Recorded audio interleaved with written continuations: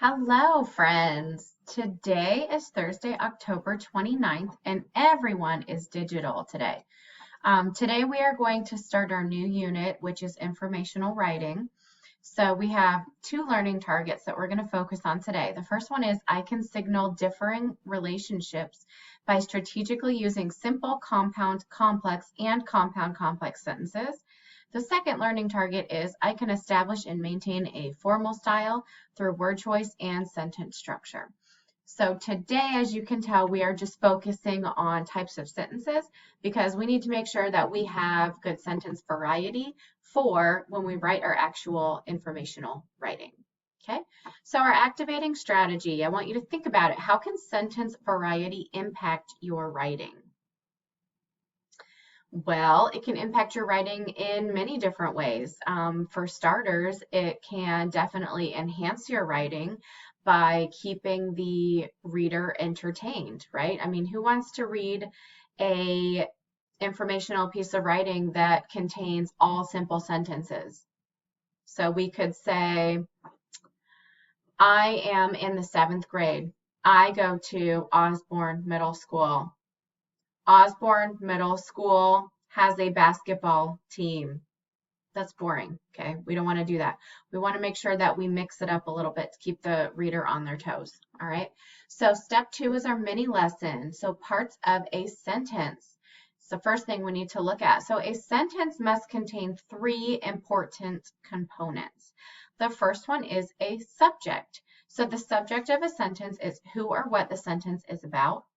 The second thing a sentence must include is a verb, otherwise known as a predicate. So you can have different kinds of verbs. You can have an action verb, a linking verb, or a helping verb.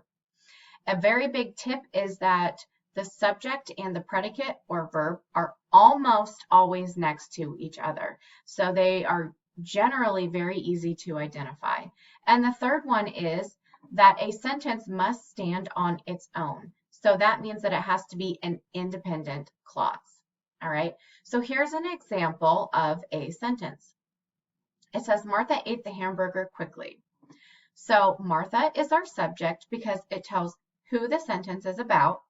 Ate is our verb because it is what Martha is doing. It is an action verb.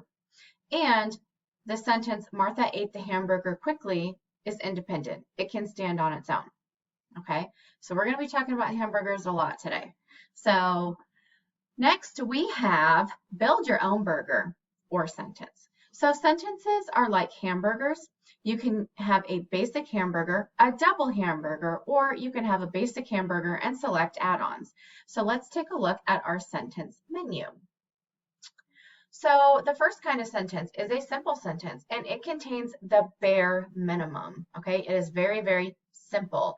It contains one independent clause. Remember, an independent clause has a subject and a verb, and it makes sense on its own. It can stand alone. So if we were to order a simple hamburger, we would just get a bare hamburger on a bun. So let's relate this to a simple sentence. We have the example, Jill likes her hamburgers cooked medium well. All right, well, Jill is the subject. It tells us who the sentence is about. Likes is our verb. Remember, the subject and the verb are almost always next to one another. And Jill likes her hamburgers cooked medium well can stand alone. A simple sentence has one independent clause, and this is a perfect example of that. All right. So if we talk about compound sentences, a compound sentence contains twice the bare minimum. So it has 2 independent clauses, which are joined by a comma and a fanboys, which stands for and, nor, but, or, yet. So if we were to order a compound hamburger, we would get 2 bare hamburgers with lettuce and tomato on a bun. So our independent clauses are going to be just the bare hamburger. Our comma is going to be the lettuce, and our fanboy is going to be a tomato. All right, so let's relate this to a compound sentence. The example that we have says, Jill likes her hamburger cooked medium well, comma, oopsie, sorry, but Jack likes his hamburgers cooked rare. So if we look at this example, Jill is the subject. Likes is our verb. Okay, so subject and verb are together right next to each other. Jill likes her hamburger cooked medium well is an independent clause. It has a subject, it has a verb, and it can stand alone. Then we have a comma, which is our lettuce, followed by a fanboy, which is our tomato. All right, so we have the fanboy but. All right, then we have a second independent clause, which says Jack likes his hamburgers cooked rare. Jack is our subject, likes is our verb. Once again, they are side by side, and Jack likes his hamburgers cooked rare can stand alone. All right, so a compound sentence has two independent clauses that are joined by a comma and a fanboy. So if we talk about complex sentences, now it's getting a little bit difficult, right? That's why they're called complex sentences. Our order is about to get more complex. A complex sentence contains the bare minimum, which is one independent clause, as well as at least one dependent clause. So a dependent clause contains a subject and a verb, just like an independent clause, but it cannot stand on its own. It needs more information in order for it to make sense. The dependent clause must begin with a helper, otherwise known as a coordinating conjunction or a relative pronoun. So I have added a list here to view the most commonly used helpers. Okay, so here's a list of all of them. So when you have your practice and you have to identify what type of sentence is being shown to you in the example, make sure that you refer back to this list so that you can easily identify which sentences contain dependent clauses that begin with subordinated conjunctions or relative pronouns. Okay, let's see. So complex sentences give us a chance to add on to our sentences with the help of one or more dependent clauses. This is similar to ordering a plain hamburger and having a helper add bacon or cheese to it.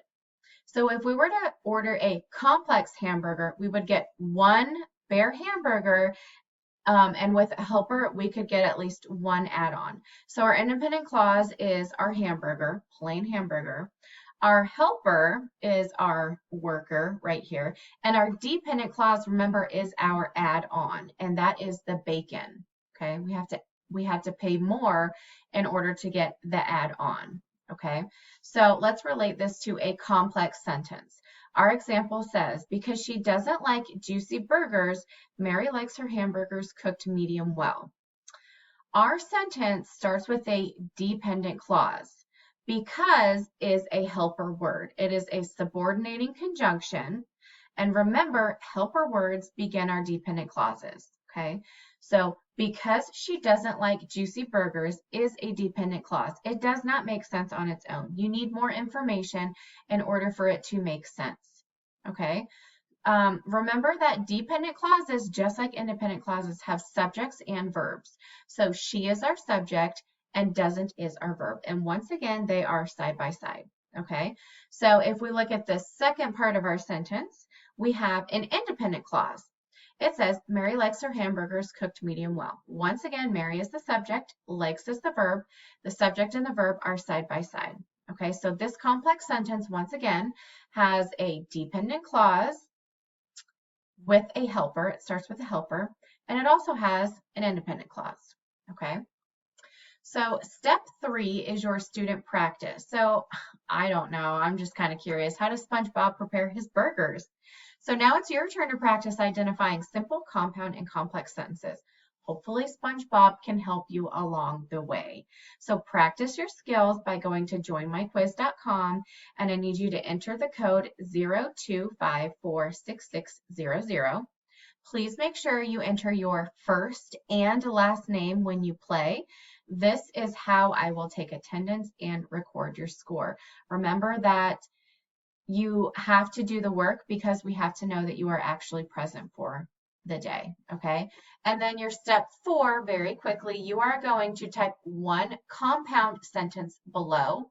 Refer back to the lesson if needed. Remember, a compound sentence is two independent clauses or two bare hamburgers, and they are separated by a piece of lettuce, which is your comma, and a tomato, which is your fanboy. Okay, and type your sentence here. When you are done, make sure that you click Turn In within Google Classroom. All right, and I need you guys to make sure that you are staying safe, and I will see you on Friday. Okay, bye guys.